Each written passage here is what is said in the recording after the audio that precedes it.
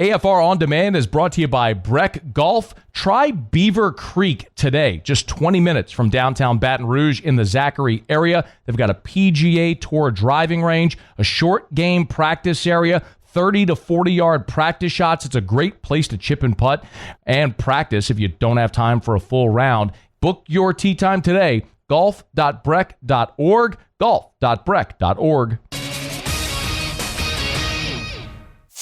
Matt Moscona. I'm very important. After further review. Say it one more time. After further review with Matt Moscona. And here we go. Live from downtown Baton Rouge. Let's ride!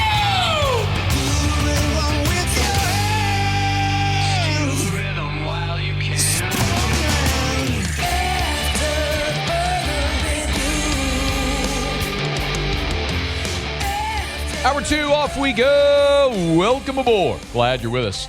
AFR, powered by Sunshine, your hometown John Deere dealer in Louisiana. I'm Matt. This is Shaq O'Neal, and I hate Matt. Paul O'Neal. They're chanting Paul O'Neal's name.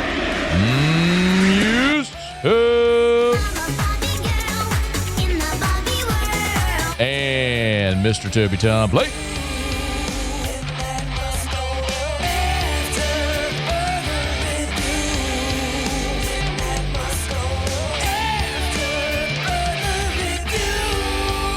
All right, we're here. Glad you are as well. Get out there and make it a good one. The great Emmitt Smith in 15 minutes from right now. Emmitt Smith. Emmitt Smith is in town for a great cause that he's championing, educating young people against the opioid epidemic.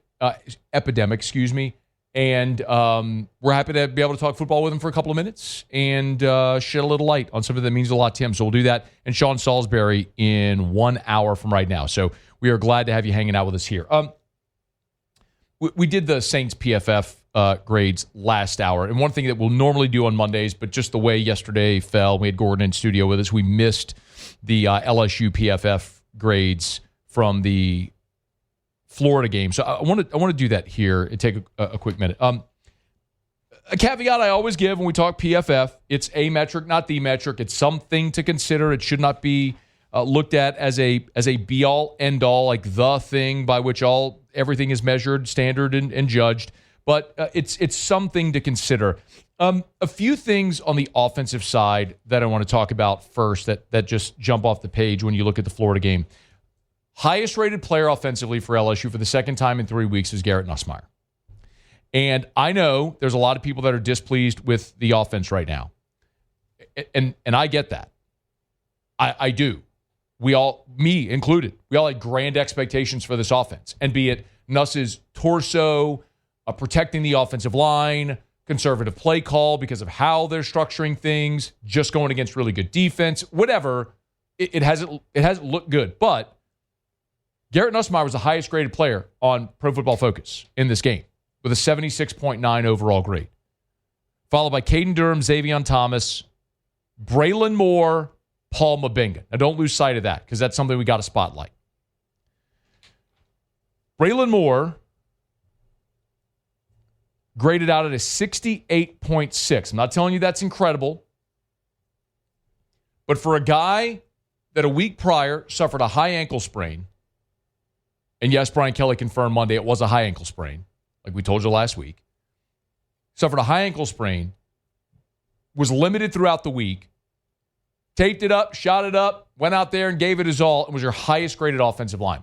Now, you could say that's a referendum on the offensive line. I say that's a hell of an attaboy to Braylon Moore for getting out there and gutting it out and getting it done.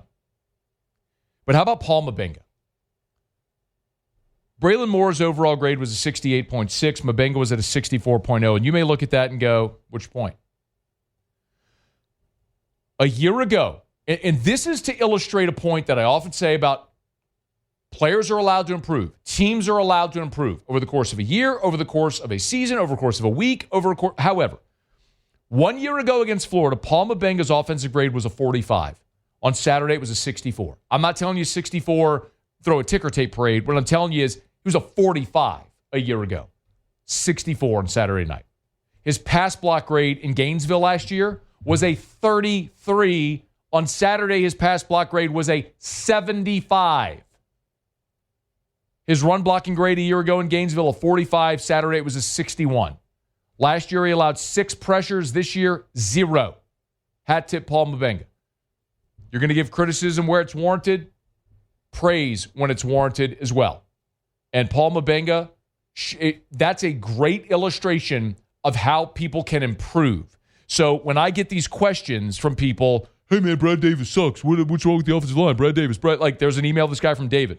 Maybe Sloan's not to blame for the pathetic rushing totals. What about the run blocking and offensive line by Brad Davis? How about Paul Mabenga's growth? How about the development of that offensive line over 3 years when you were starting 2 true freshmen back in 2022 in Campbell and Jones and what they became? Yeah, you're allowed to improve. Paul Mabenga is a great illustration of that. Now, where they absolutely must improve, this is not even a maybe. This is, if LSU is going to reach the ceiling that we all think and hope they can be this year, they've got to get better at spots on the offensive line. When you look at pass blocking grades, Braylon Moore was a 78. Paul Mabenga was a 75. Tyree Adams was a 73. Josh Thompson was a 59. Weston Davis was a 32. That's the right side of your line. That's a problem. The run blocking grades, Braylon Moore, as we said, 68.7. These were not very good. Mabenga was at a 57. Weston Davis a 50. Josh Thompson a 50. Tyree Adams a 50. Cohen Eccles a 50. That's a problem. Now, my contention is those are very talented players. Do you remember whenever we talked about the offensive line through fall camp, which was every day, right? I mean, listen, I'm really sincerely not trying to be contentious here, I promise. No matter if you're on guard because you disagree with me, just please hear me out here because I think we'll agree on this. I promise you I'm not being contentious here. We all talked about the offensive line every day in fall camp, right? Didn't we? 5 new starters, different positions. How are they doing? It was the question we talked about. And if you followed our camp reports, I said over and over and over again, when they would do the individual drills, right, the one-on-one pass rush drills, the offensive line won a ton of those against a great defensive front, which we now see as a great defensive front. But when they go in the team period, giant advantage went to the defense. I often describe it like this purple wave would just envelop the offensive line. One-on-one, they were very good because they're talented. When 5 had to play as one, they struggled because they haven't played together yet. That's something you hope will develop in time. That's something Brian Kelly on Monday talked about, he's optimistic with this offensive line.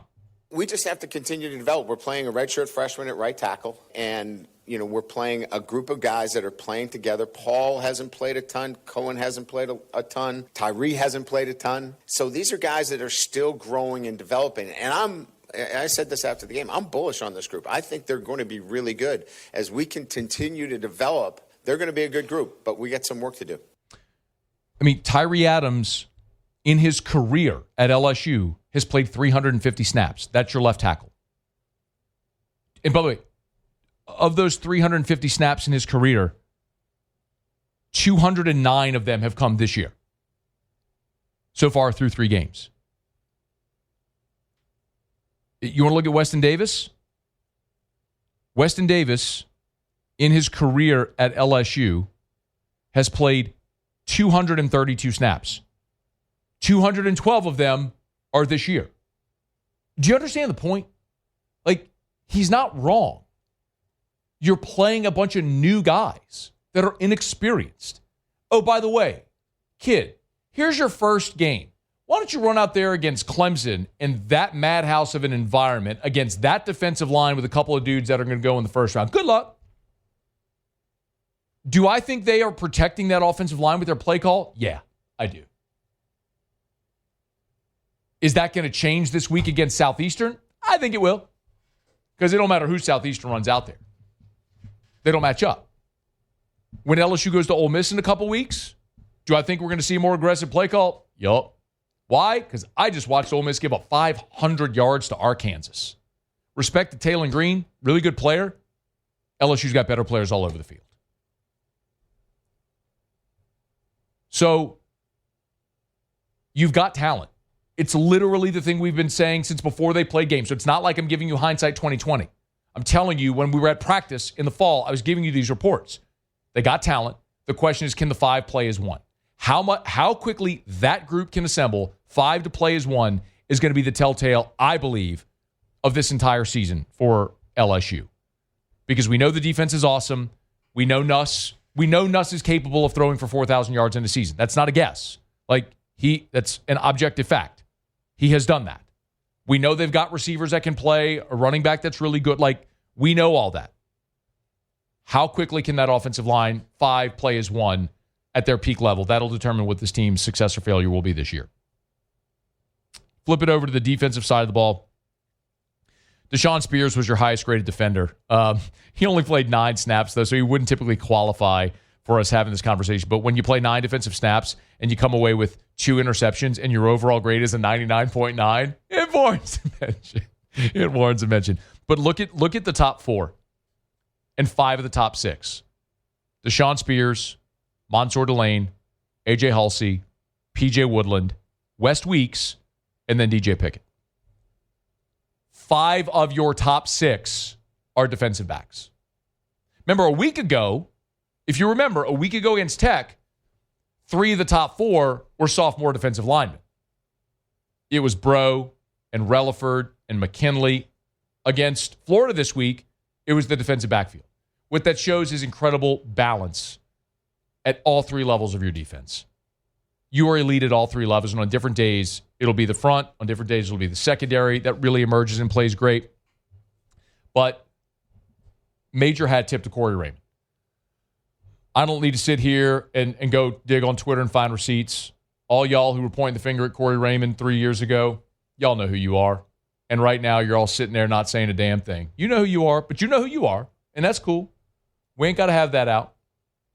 But understand how stupid that comment was 3 years ago, thinking that you were better off getting rid of Corey Raymond. And it's interesting, you look at the bottom. Perkins and Gooden are down there near the bottom in their grades against Florida. Perkins' coverage grade was only a 33. Gooden grade out low in his run defense grade against Florida. But some days it's going to be their day and some days it's not. It's just the way it's going to work when you have a talented defense like that. I'm not worried about any of it, man. The defense is great. Maybe the other thing that really jumps out at the page is when you look at the snap counts from the defensive line. I mean, they are rotating so freely. LSU played 82 defensive snaps. Pyburn played 49. McKinley played 39. Mathis played 9. Guillory played 29. Butler played 29. Relaford played 35. Peyton played 53. Ahmad Bro played 26 snaps. Bernard Gooden played 51. You see my point? They are freely rotating fresh bodies on that defensive line, and there's no drop-off. It's incredible. It's an incredible shift from what this defense was a few years back when a guy like Mekhi Wingo never came off the field. When you really had 3 defensive tackles.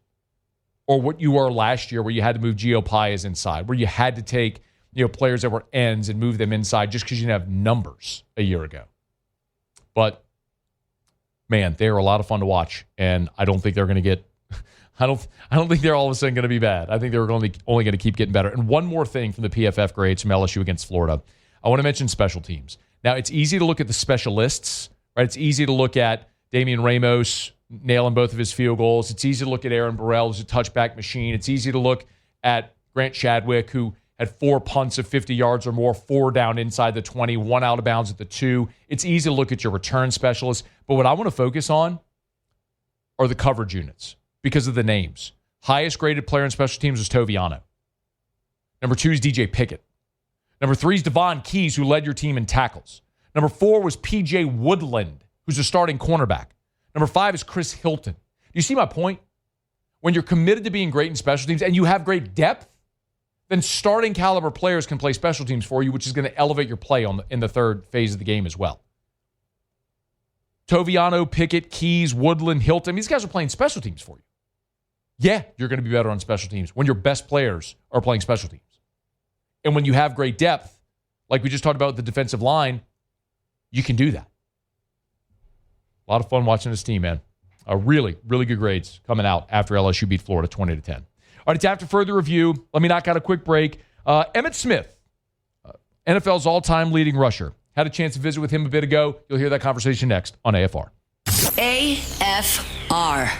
We are brought to you by River City's 1 Hour Air, where they're always on time or you don't pay a dime. 752-0001, 752-0001, 752-0001, or 1hourbr.com. Spell it out, O-N-E, 1hourbr.com. For River City's 1 Hour Air, where they're always on time or you don't pay a dime.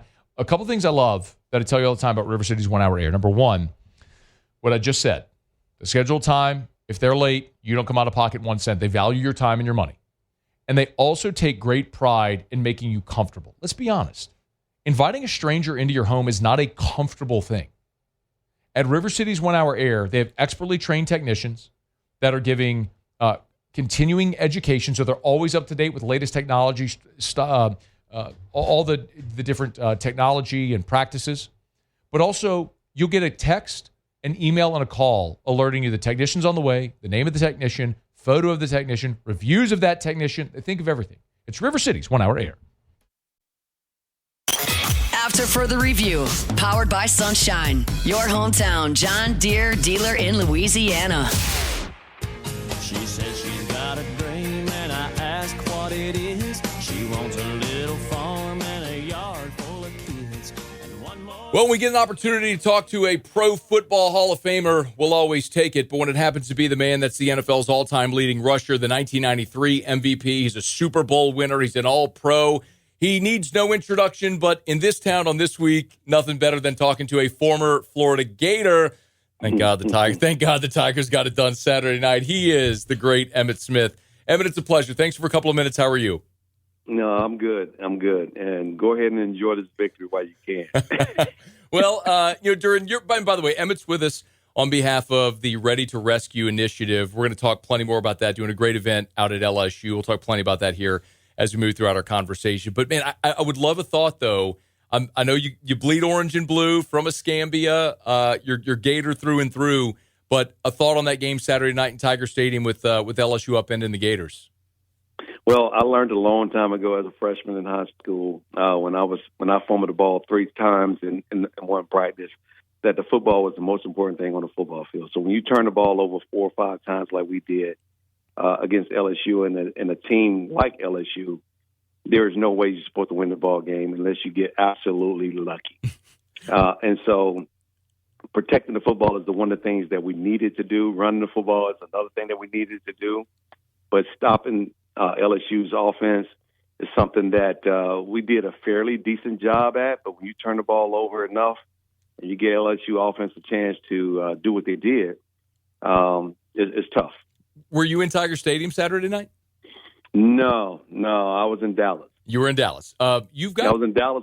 I was actually in Dallas watching my kid play, and Texas A&M play Notre Dame. Oh, we're going to talk about that because I got to know what it's like to be an SEC dad. But we'll get there in a second. But you have Tiger Stadium memories. You played in Baton Rouge twice in '87 and in '89. Of course, you went 1-1 in those games. The '89 game though is super controversial. For those who don't know, it's known as the first ever college overtime game in college football. It's because Florida cheated and got an extra play and ended up winning the game. I don't know how, Emmitt, all this time later, you could live with yourself with the way that one played out. I didn't call the extra play.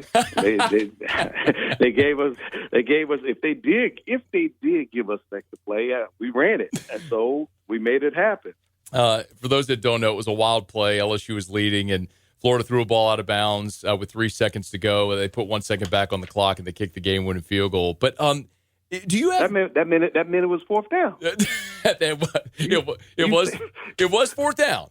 Right. However, the extra second I think might be a little controversial. Maybe. Well. Hey! Come on now. Hey. They, as someone said, they went back and reviewed and did what they needed to do and made the suggestion that it was 1 second left. That had nothing to do with us. Do you have? We didn't make that decision. Do you have? Just memory. It's been a long time. It's just a different era too. But do you have memories of? And of course we're teasing. But do you have memories of playing in Tiger Stadium, like as a visitor, in what that was like?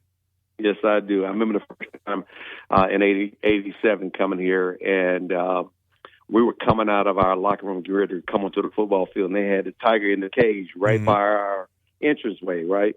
And they shocked the tiger with some kind of doggone object, and the tiger went to roar, and it was crazy. It was crazy loud. It was crazy cool. And it was a good game, though. It was a good, fun game to play in. You did play in 2 really competitive games in Baton Rouge. Emmitt Smith got the best of the Tigers, 2-1 in his 3-year career there. But I'm curious what it's like. So your son, EJ, who you just alluded to, played 4 years at Stanford. His freshman year was in the COVID year, so he's got the extras. He's a super senior this year. And his second year at A&M. How does it compare being an SEC dad as opposed to playing in the SEC? Oh, I mean, it's crazy. I mean, it's always crazy when you're watching your kids compete at the collegiate level or at any level, to be honest with you. Just watching them compete on the football field or the baseball field or the soccer field or anything that they're doing, you just want to see them do well. And when you see kids, your kids or any other kid that has some talent, especially when it's your kid, you're like, okay, we got potential here. Let's see how far this potential can go, because we all have a club with a measure of potential. The question is, how far can we carry it, and will it carry us all the way to the top where we might have the chance to experience what our fathers may experience or our parents may have experienced and so forth. And that's what you look to see what happens. But nonetheless, we're proud of our kids no matter what, as long as they're giving forth the best effort that they can and putting their best foot forward and competing at a level that affords them opportunity to earn the right to be on the football field. I'm proud. I'm nervous as all get out watching them play and competing, especially in the SEC or even in any conference. Even when it was at Stanford, it was just nerve-wracking to sit up there and watch him run against teams that knew who he was and seeing how people and players on the opposite side try to treat him and sort of, et cetera, et cetera. So you want to get out there and compete with them and be right alongside them. Just let me show you how it should be done. Let me pancake this guy for you one time so you understand what it's like. You know, it's those kind of things. You want to get out there and fight that battle, but you can't, and you understand that. The great Emmitt Smith is with us on behalf of the Ready to Rescue initiative, readytorescue.com. Get a thought on that here in a second. But I'd also love to get 2 NFL questions in if I could for you. You know, we're obviously here locally in Louisiana, and there's a ton of Saints fans here. And I don't think it's going to be a great season, Emmitt, but there is a new head coach in Kellen Moore. I would more love your perspective as a guy who played a decade and a half in the NFL on what it's like or what it would be like to play for a young head coach that's kind of the same age as a lot of his peers. I mean, Kellen Moore just turned 37. He's basically the same age as DeMario Davis. How do you think that goes in the locker room? You know what? That's a very good question because I never experienced that before in my life. So it's kind of hard for me to imagine that my head coach is about as young as I am. And, you know, his career was nowhere near to the career that I'm actually having right now. So how can he understand? Yes, he's a great student of the game, but so am I as a player. I'm a professional as well. I break down film and study film just like he does and know the game from a different perspective, inside out at the highest level. And so I can understand how players may question his ability. However, have been a high-performing athlete for a period of time doesn't always translate into a great coach. And sometimes guys like a Kellen Moore and Jason Garrett and others who have been training or helping the number one guys become the very best that they can be, turn out to be some very good coaches. But also at the same time, you look at a guy like Dion, who's turning around and motivating kids and inspiring kids in a totally different way. So those things are things that you take under consideration, and it's really about your staff. It's really about your supporting staff, your offensive coordinator, your O-line coach, your run game coordinator, your pass game coordinator, putting all those things together. And what I find is some coaches that have labeled great have a tendency to do what they always inspire to do anyway. And that in some cases, you're talking about quarterbacks that playing as head coaches want to throw the ball all the time and forget about the run game. And the run game itself is the one thing that bridges the inexperience of a quarterback, if you will. It bridges that gap between the inexperienced quarterback and stabilizing the offense so that inexperienced quarterback can gain knowledge and hopefully supersede and master the offense No doubt. I mean, you mentioned Saquon. Look, Saquon, Derrick Henry, Ashton Genty. There's been a renaissance at that position, no doubt, in the NFL. But I saw something after Monday Night Football where Ashton Genty said he's still adjusting to the speed of the NFL. Look, you were the Offensive Rookie of the Year. How quickly do you think a guy like Ashton Genty or a great running back coming from a place like Boise State should realistically need to adjust to the speed of the NFL? Well, what that means is either he's still learning the plays and he's still processing, and his processing speed hasn't really truly caught up. So he's still thinking about what he needs to do, who he needs to block, and so forth, and reading certain keys. But Ashton just probably need to learn from a running game standpoint how just to be natural and just understand that North and South is a lot better than going East and West in the National Football League. Emmitt Smith with us today on behalf of the Ready to Rescue Initiative. Going to be doing an event at LSU. Emmitt, why is this? First of all, what is the Ready to Rescue Initiative? Why does it mean so much to you? Well, the reason why the Ready to Rescue mission means so much to me is because I've had experiences I lost a teammate back in the late 90s, and my sister-in-law, who was dealing with stage 4 cancer, had a bout with an opioid overdose while she was on the medication, recovering from stage 4 cancer. And seeing other celebrities and other people losing their lives to fentanyl and other opioid overdoses, when the person came to me and asked if I wouldn't mind being a part of this campaign, I felt like it was something that I could do to help spread more awareness around the opioid epidemic. And so it was a natural fit for me because I've had personal experience with dealing with family members and friends and lost family members and friends in this whole process. And I know that if there's a chance to help another person not lose their life, this is something that fit right into my wheelhouse. Amen. ReadyToRescue.com is the website to learn more. ReadyToRescue.com. You're going to be out at LSU doing an event. How can people get involved if they want to see you or learn more or find out more? Well, I'm sure there's folks out there right now getting prepared for us to come through. And you can go to ReadyToRescue.com. You can go to Narcan.com as well and be able to grab information in terms of where we're going to be at and hopefully get involved in the most positive way to help save another person's life. Well said. ReadyToRescue.com. It's T.O. ReadyToRescue.com if you want to find out more about the Ready to Rescue initiative and the great work that the great Emmitt Smith is doing with that fantastic organization. Emmitt, we appreciate a couple of minutes. Thanks for having some fun with us as well earlier. All the best to you and continued success. All right. Thank you. Our conversation with Emmitt Smith just a bit ago. We will have Sean Salisbury in 30 minutes. Excited to dive into quarterback play from this weekend. The torso stuff, what he sees from Spencer Rattler.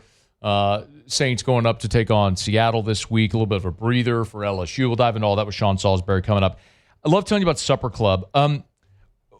Whenever we talk about Supper Club, I love to sort of illustrate some of the differentiators. But there's a lot of places that you can go and have a USDA prime steak.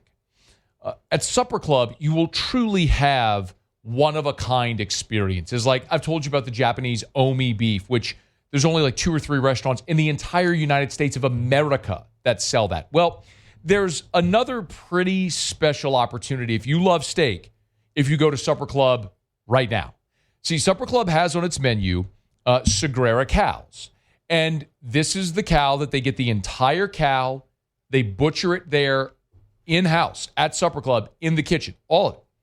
Well, Chef Layton gave me a little bit of a heads up a couple weeks ago that they were probably going to get one that graded off the chart. So there's something called the IMF scale. It's the intramuscular fat scale. You don't need to know what that is, what that means. Doesn't matter. It's basically just how they determine what meat is select, choice, and then prime, right? And it's a scale that goes from 3 to 6 is choice, 6 to 10 is prime, and then you go above that, it's like prime plus. They have a cow right now that is a 14, off the charts, prime plus at Supper Club. Y'all, I mean, I don't even know if I've ever seen that before, but they got it at Supper Club. If you love steak, you want to try something you've never had before, you go to Supper Club. It's just what you do. You want the best experience possible, just having a cocktail at the bar, a place to watch the LSU game. They're not a sports bar, but they got the games on the screen and the big 100-inch projection screen in the lounge, where if you're sitting at any of the 14 bar stools or the 7 bar area tables, you could see the game instead of eating bar food. How about you go have an awesome steak, a piece of fish, the veal parm. My buddy Chris Gordy was in town from Houston. He sent me a picture on Friday night of the veal parm he had over at Supper Club. I was like, brother, I dream about that veal parm. Y'all, you hadn't been to Supper Club yet. What are you waiting on? Book your reservation. SupperClubBTR.com. SupperClubBTR.com. SupperClubBTR.com. All right, it's after further review. Glad you're with us. Tuesday show's powered by Sunshine, your hometown John Deere dealer in Louisiana. We're going to knock out a break. Both Ellen Moore and Mike McDonald started to preview the matchup with the Saints and the Seahawks coming up this weekend. We'll let you hear what the two head men had to say. Tigers and the pros here in about a dozen minutes from right now. Sean Salisbury at the top of hour 3. Ton to do, don't you move. It's AFR. After further review. Y'all, COVID changed the world. Most of us would like to forget COVID, and I wouldn't blame you for it. But we certainly know that coming through that experience, it changed everything. It changed the way we work. We know things like Zoom that's so common now in our vernacular and practice. But for a lot of businesses coming out of COVID, they've never really recovered with the hiring practices because the workforce changed as well. So if you're a business owner, an operations manager, an HR manager, the person in charge of hiring and finding the right people for your business, maybe you're a small business owner, maybe you're a giant corporation. But if you're having trouble finding the right people, you need to find Glow Resources. First of all, Jareth Knockan and his team, they're awesome. Like you walk in and you just understand the vibe, the culture, the friendliness, how much fun they have at that business, and they're fun to work with. But they get results. GLO, glowresources.com. Glowresources.com. Complete employer solutions. After further review, powered by Sunshine, your hometown John Deere dealer in Louisiana. She likes the way it's pulling while we're tilling up her land. 104.5 ESPN Baton Rouge and First American Bank and Trust bring you the Heart of the Game Award, recognizing high school student athletes who deliver when it counts. Nominate your game day standout at 1045ESPN.com by the 21st.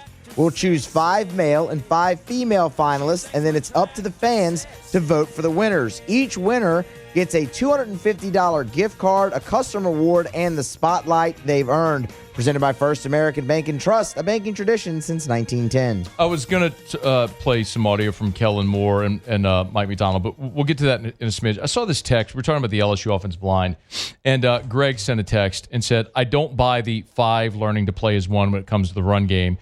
You almost can't get more experience in last year's line. They sucked at run blocking. Okay, a couple things. Number one, last year's offensive line, did they suck at run blocking or did they just not run the ball enough? That was the whole premise that Cole Kublik gave us over the summer that I think a lot of people really bought into. LSU was 60-40 pass to run. They just didn't run the ball enough. I think if you don't have to take my you go argue with Cole Kublik. Okay, it was a starting center in the SEC. Okay, you take that up with him, not me. The 5 playing as 1, to argue against that is fundamentally absurd. Listen, I'm going to tell you something from my experience, and this is not a glory days thing. I promise you, I don't lean into that. I played high school football. A lot of you did too. It's not a big deal. But I was an offensive guard. I played 25 years ago, and I still, to this day, remember all of those calls. Combo, Gus, Gill, Tim, like all those calls. And the necessity of having the person next to you when you go to the line, make your call, and have unwavering trust that that person knows what they're supposed to do based on what the play call is, what the blocking scheme is, where the ball is going, what you have to do. Like, I'm a nobody. Played high school football 25 years ago. I know the importance of that. You don't think it's important that with 5 new starters on the offensive line, those guys learning to play together and their tendencies? I was listening to OTB this morning, and I was listening to Hester and Flynn, and they were making a great, like Matt Flynn was making a great point about this, to say, like, they look like the offensive line right now, from his perspective, they look like robots. Like, they know they're thinking so much about what they're technically supposed to do that it's not happening naturally, and so it's slowing them down athletically, which That's comfort playing together with the people who are next to you. That is a very natural thing to happen. I mean, think about what happened to LSU in November last year when Garrett Dellinger got hurt and Paul Mabenga went in. Like, you had DJ Chester, who was your weakest link on the offensive line a year ago. I think DJ Chester is a big physical player, and credit to him for starting 13 games at center last year, which was out of position because he's not a center. But he had Garrett Dellinger and Miles Frazier next to him, two guys that were 4-year starters. He had veteran dudes that could help pick him up. Well, all of a sudden, Dellinger goes out, and now you put Mabenga in, and you got two inexperienced guys next to each other on the offensive line, and it was a mess against Bama and then Florida. The next 2 weeks, Dellinger got hurt against A&M. Then you played Bama and Florida. How did that look? And then slowly, Mabenga got better as the weeks went along. Look at this year. The interior of your line with Braylon Moore has been awesome. He goes out against Louisiana Tech. What happened? Like, this isn't a hard thing to see. You don't have to be Hall of Famer Kevin Mawai to come on and say this. Like, Kevin could say it. It would mean way more coming from him because he's got incredible credibility. But like, Brian Kelly's telling you this. It is true. It's why we talked about it all offseason. Like, this isn't some fabricated thing with the benefit of hindsight. All throughout spring, we went and looked at the rotations on the offensive line. It's why they went and added Braylon Moore. It's why they added Josh Thompson. It's why we talked about the rotations all throughout spring. It's why we spent every day of fall camp talking about who was running where with the offensive line with the ones and the twos, and when Karius Kern was getting reps at left tackle. Then all of a sudden, like the last week of camp, now all of a sudden they're giving first-team reps to Kern at right tackle because they're trying to push Weston Davis. Now that kind of makes a little sense, doesn't it? Like, it's not like this was plucked from the air 3 games in. It's literally the thing we all of us, not just me, you, all of us, everybody. We all talked about it. The offensive line. 4 guys got drafted, 5 new starters. We all talked about this all offseason. It stuns me that it's stunning to you that this could possibly be a little bit of an issue, especially when you had to play Clemson and Florida, who might boast the 2 best defensive lines you're going to play all year. It may be that. We may look back at after the season in hindsight, and there's somebody better. Like, maybe Oklahoma's awesome. Maybe Bama gets healthy and they're awesome on the defensive line. I don't know. We'll see with the benefit of hindsight how it looks. But we could look back with the benefit of hindsight after a 12-game regular season and go, man, the 2 best defensive lines you played all year were Clemson and Florida. It may bear out that way. And you go, oh, I get it. 5 new starters on the offensive line, and they had to start with that. That's a really tough ask, but they got better as the season went along. That's what I'm hoping happens, but only time will tell. But, man, if you can't acknowledge the legitimacy of the argument of 5 having to play as 1 with 5 new starters, like, I can't help you. I mean, that's like me saying sky's blue, and you're going, no, it's not. I'm sorry, what? The grass is green. Yeah, it is. Like, yes, it is. That's an objective fact. So, I'm going to say this again. I told you, you're going to hear me say this a lot over the next 2 weeks. So get used to it. It's going to be like puking in a bucket because you're going to hear me say it so much. Like, the next 2 weeks will be so revealing for this offense because you are so dramatically and physically better than Southeastern and Ole Miss's defense. I have watched Ole Miss now 3 times. Their defense stinks. Certainly relative to what it was a year ago when they had NFL guys at all 3 levels. They do not have NFL guys at all 3 levels this year. You had better be able to go into Oxford and move the football almost at will. If you can't do that the next 2 weeks, I'll come back here and I'll have a very honest conversation with you about about this offense and what they are and what their ceiling can be, and who's at fault and all that stuff. But I have a sneaky suspicion the next 2 weeks are going to look a little better, a lot better offensively, because the level of competition is going to be downgraded dramatically, and your team offensively, you would anticipate, would keep getting better, especially with all the new. All right, it's After Further Review. We're brought to you by South Point Volkswagen, southpointvw.com. New, certified, pre-owned in Baton Rouge and online, southpointvw.com. As a matter of fact, just this morning, I was talking to a coworker. True story. I was talking to Judy, and she was saying she's looking to get a new car. She wants to trade in her old car. It's a 2015 with 62,000 miles on it. I was like, well, you looking for a new or a pre-owned? She's like, I'll do pre-owned. I said, go check out South Point Volkswagen. She's like, I don't want a Volkswagen. I said, that's fine. They got all different makes and models. Check it out. So she went to the website, hit the used tab, and you could search by year, make, model, body style, price, any of that stuff. So you go hit the used tab at the top of the website, and you'll see every vehicle right there. If it's on the lot, search inventory, hit the used tab, search inventory, and then you'll see every vehicle. You can hit there's year, make, model, body style, price. You see them all listed right there. If it's on the lot, it's online. Mr. Kerry Manuel's got a great selection over there. So go shop them online and test drive one today. Airline just north of Highland or southpointvw.com. Southpointvw.com. South Point Volkswagen. What's your direction? All right, y'all, it's After Further Review. We're glad you're hanging out with us here. We always appreciate Sunshine, your hometown John Deere dealer in Louisiana. Pass that new Sunshine office on Pico every day on the way to work. It's coming up fast. We'll tell you when it's open. All right, it's After Further Review. Quick break. We used to do Tigers in the pros, and we come back to wrap up hour number 2 next. After Further Review. You know, I think about this sometimes. The fact that it's September the 16th, and it's 91 degrees outside, and it's still pool season. Like whenever Monday Night Football happened to open, or Sunday Night Football when they had the Bills played at home, and it was 57 degrees, I'm like, man, we're still swimming. Man, you want a pool, it'll change everything about your house. How often you want to stay at your house, when your friends and family want to gather at your house, put a TV outside, how you enjoy football in the early parts of the season. Even during the cold weather months, it's just a beautiful showpiece to be out by the pool for a party or when the weather's a little bit cooler and nicer. Duplessis Builders can make all that happen. They're going to build you a beautiful pool or renovate your current pool or remodel your current pool. Check them out online and schedule that consult. DuplessisBuilders.net. After Further Review, powered by Sunshine, your hometown John Deere dealer in Louisiana. Wrapping up hour number 2, we'll talk to Sean Salisbury in about a dozen minutes from right now. One of the convos we always look forward to every week. Right now, Muso as Tigers in the pros. Tigers in the pros. They still bleed purple and gold.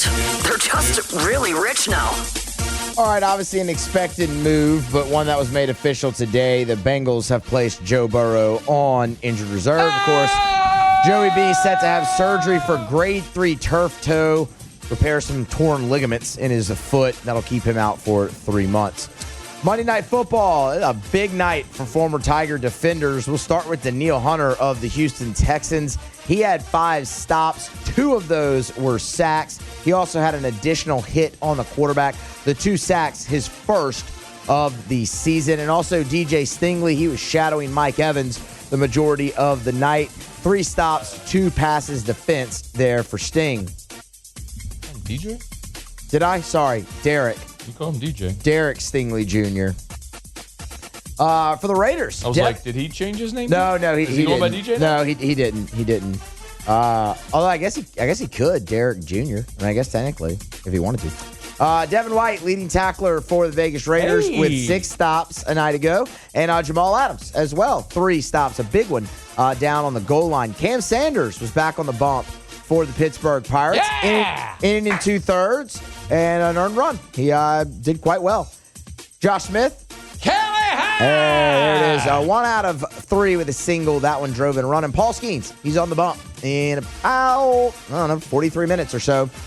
Looking to go to 11-9. Let's go. Still has a sub-2 ERA. He's awesome. That's Tigers in the pros. Presented by Shaw Bills Tire and Auto Service. ShawBillsTire.com. ShawBillsTire.com. Shaw Bills been doing it since 1968. I love telling you about Shaw Bills because they're going to send you name brand tires. They'll sell you name brand. I think I said send you. They're going to sell you name brand tires at wholesale prices. They're going to treat you like family so you keep coming back year after year after year after year. And if you need a big repair on your vehicle, that's no problem. Listen, they can do your oil changes and your tire rotations. And if you got squeaky brakes or you need an alignment, they do all of that. But they can do your big repairs as well. Whatever you need for your vehicle, Shaw Bills can help. And remember, they're going to treat you like family. It's in their Bill of Rights. Mr. Charlie established a customer Bill of Rights. It's things that he believes that you, as a customer, are entitled to when you walk through the doors as a customer at Shaw Bills. A lot of people say customer service is a lost art, not at Shaw Bills. They've been doing that for almost 60 years now. ShawBillsTire.com, ShawBillsTire.com. It's Shaw Bills, where we keep you rolling.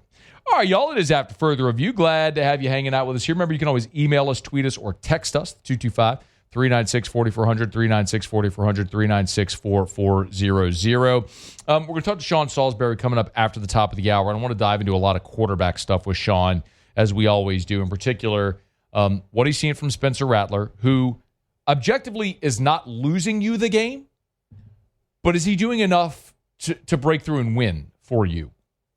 And then the other side of it with the LSU Tigers and Garrett Nussmeier, I want to talk to Sean a little bit and get a quarterback's perspective on this torso thing. We don't know the severity of it, but he's not limited to practice. He's playing. So what necessarily are we seeing? We'll dive into all that with Sean Salisbury when we come back after SportsCenter. It's AFR. AFR. Rouse's is helping you cover the spread. No, not like in Vegas. At your tailgate. Rouse's is helping you cover the spread the entire football season. You can always get to Rouse's.com. Rouse's.com. You can download the Rouse's app, which we always encourage you to do. Remember, if you're shopping, you can get your personal shopper to go pick out your items for you. You pull up into one of the designated spots. They bring it out to you. You spend $35. There's no charge for that service. It's Rouse's.com, Rouse's.com. Celebrating 65 years in business, still locally owned and operated. By the way, if you haven't looked at the calendar, it's Tuesday. And every Tuesday over at Rouse's, it's $5 Sushi Tuesdays.